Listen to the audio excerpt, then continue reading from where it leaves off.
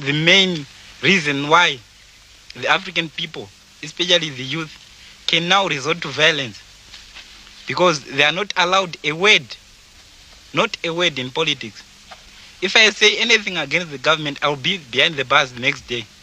There are informers in every square mile of the country. Do you not fear an informer in this group now? There may be. I don't care. At this moment, I don't care if there is an informer. Maybe tomorrow I will be there behind the bars, and I don't mind.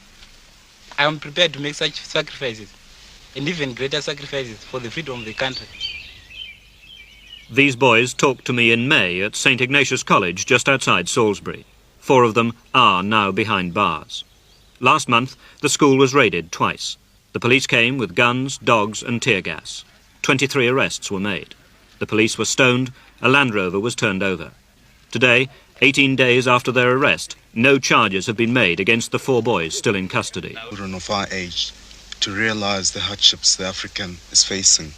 And I think this is also the case in South Africa. You've only got to consider what's been happening at the South African universities and to realize that the younger generation at any rate is realizing what the African has to put up to. And even though they can't do much about it, they're trying their hardest.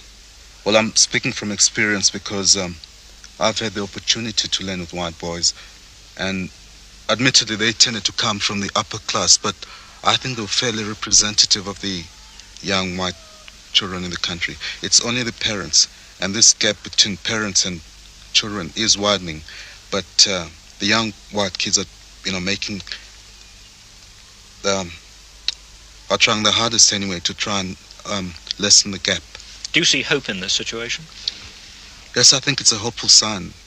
I mean, in terms of years, I don't think we can say that conditions will change in 5 years, but I think gradually the voice of the present generation anyway will not be neglected.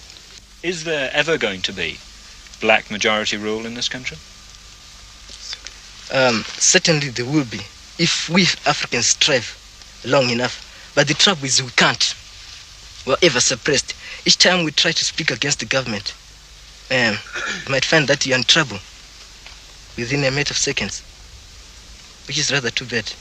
I mean, they should accept opposition. Since they're in power, they should always accept opposition from anybody. Do you think they're foolish not to? Yeah, that's true. That's true enough. One thing that must be made clear to the British government is that the African people in this country are not at all worried about what political ideology they follow.